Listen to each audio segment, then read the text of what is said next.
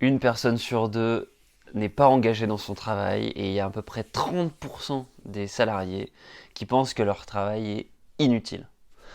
La motivation au travail, c'est un des sujets les plus importants et les plus maltraités, je pense. Et du coup, c'est pour ça qu'aujourd'hui, j'ai envie de te donner 3 clés pour justement être plus motivé au travail.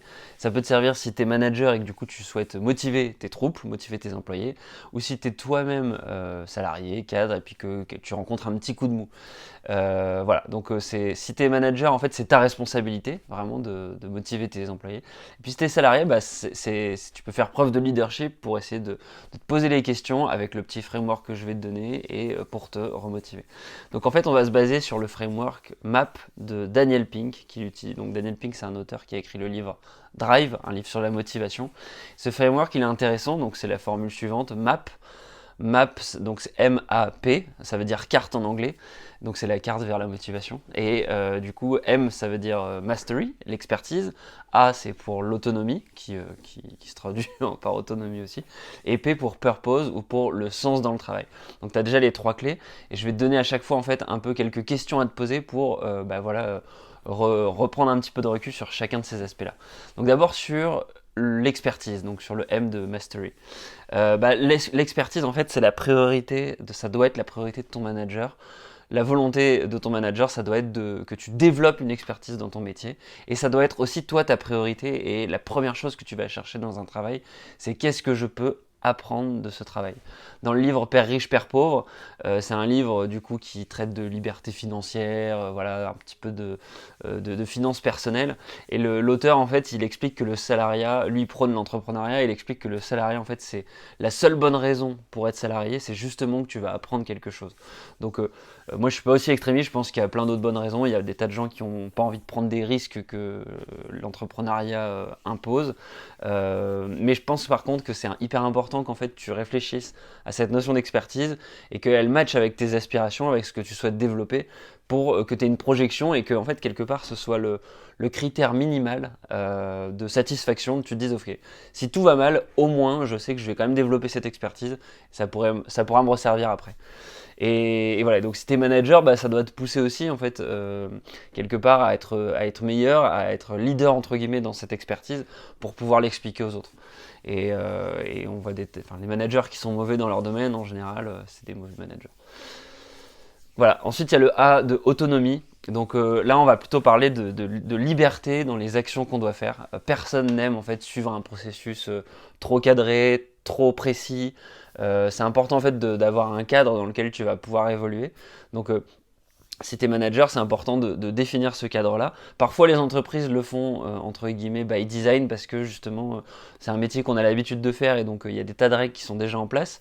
L'important en fait des règles dans une entreprise, c'est que justement elles permettent de définir une cible, mais que y a des tas de situations qui ne sont pas prévues dans les règles. C'est la fameuse phrase le contexte compte toujours plus que les principes.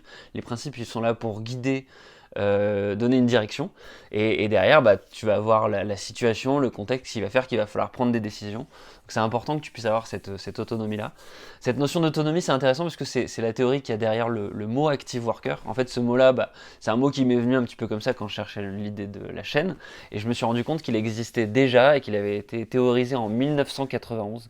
À l'époque j'avais 3 ans par un sociologue qui s'appelle Randy Hodgson qui est décédé malheureusement, mais qui a développé du coup toute une thèse autour de l'autonomie des employés au travail. Il faut savoir que du coup les workers, donc classiquement dans le management, justement, c'est des personnes censées du coup remplir une fiche de poste précise. Et ce que Randy Hobson il développe en gros dans sa thèse en 91, c'est justement le fait que plus on leur donne de l'autonomie, plus ils vont pouvoir s'épanouir, et plus ils vont pouvoir justement faire évoluer cette fiche de poste et aller plus loin. Et donc c'est un peu le sens de la chaîne.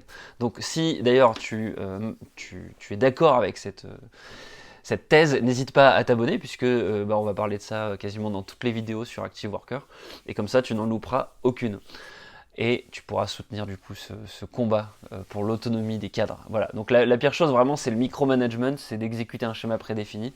Donc réfléchis à cette notion d'autonomie, est-ce qu'aujourd'hui toi tu te sens à l'aise là-dedans Et ça, c'est plutôt, si c'est important pour toi, bah, peut-être que c'est important de poser la question à ton manager, de dire bah tiens, est-ce que je peux avoir plus d'autonomie? Si vraiment c'est pas possible, peut-être que c'est le moment de bouger, de changer de boîte, parce que tout simplement la boîte te propose pas d'évoluer comme toi t'en aurais besoin. Et c'est une question qui est vraiment fondamentale. Et le dernier point, c'est la quête de sens. Donc la quête de sens, c'est un sujet qui est hyper à la mode avec euh, des tas d'entreprises qui te proposent un programme de reconversion en plusieurs étapes avec des séminaires, etc. Moi, je pense que c'est très bien parce qu'il y a des gens en fait qui sont vraiment perdus et qui ont besoin d'accompagnement. Et parfois, pour faire ce chemin de reconversion, bah, il y a besoin en fait de prendre du recul sur ta carrière, de prendre le temps. Donc c'est des exercices qui sont intéressants. Après, je pense que parfois on pourrait aussi plus euh, bah, se poser les questions qu'on vient de se poser. Est-ce que finalement j'ai assez d'autonomie? Est-ce que je suis dans un contexte qui se prête en gros à mon évolution? Est-ce que je suis content de l'expertise que je suis en train de développer? À quoi elle pourrait servir? Et en fait, la quête de sens, parfois, elle se définit uniquement là-dedans. Et derrière, ce dont on se rend compte, et un constat aussi que tu peux faire, c'est pose la question aux gens autour de toi, à quoi sert ton travail? Quelle est la valeur de ton travail? Quelle est la finalité? Qui sont tes clients? Quel est ton... Si tu devais résumer ton job en une phrase, qu'est-ce que tu dirais? Quels sont les résultats que tu dois atteindre? Qu'est-ce que tu es en train d'optimiser? Voilà, toutes ces questions-là, en fait, c'est des questions souvent qu'on pose aux entrepreneurs pour pitcher leur entreprise. Et il y a des phrases toutes faites comme ça. euh, Mon entreprise répond à tel type de client, à tel problème, avec telle solution, avec telle secret sauce. C'est vraiment des pitchs de start-up. Et en fait, on fait faire ça aux start-up parce que c'est pas pour rien. C'est pour vraiment avoir une direction précise de savoir exactement pourquoi on travaille. Et donc il y a des tas de vidéos sur la quête de sens, le pourquoi. Mais souvent, on n'a pas fait ces exercices-là. Donc tu as des tas de gens qui travaillent, qui ont un job depuis plusieurs années. Et quand tu leur poses cette question-là, ils ne sont pas capables de mettre des mots sur leur travail. Et moi, je pense qu'on devrait commencer par là, c'est mettre des mots sur son travail. Puis ensuite, il y a un dernier, puisque pour te remercier un petit peu d'être arrivé jusqu'ici, il y a un dernier élément, je pense, important dans la motivation au travail, c'est le sujet de la personnalité. Est-ce que ta personnalité match avec le travail dans lequel tu évolues, avec le contexte dans lequel tu évolues, avec l'entreprise dans laquelle tu évolues? Bah, ça, c'est hyper important de le définir. Et pour ça, ce que tu peux faire, c'est faire un petit test de personnalité. Et ça tombe bien parce qu'en fait, j'ai fait une vidéo sur justement les différents types de personnalités. Et donc, dans cette vidéo, elle va s'afficher ou tu pourras la trouver en lien en commentaire. Ou sinon, tu tapes test de personnalité Active Worker et tu tomberas dessus. En fait, j'énumère un certain nombre de personnalités. Et ça va te permettre du coup de savoir comment tu te positionnes et aussi de positionner potentiellement ton manager et puis les personnes avec qui tu travailles. Et ça déjà ça peut être aussi un critère en fait de motivation. Savoir si en fait tu matches avec ton environnement, savoir si finalement du coup tu es motivé et que tu es au bon endroit au bon moment quelque part. Voilà, bah, j'espère que cette vidéo t'a plu. N'hésite pas du coup, si c'est le cas, à la liker, à la partager avec quelqu'un qui a besoin de motivation au travail. Et puis moi je te dis à demain. Ciao ciao.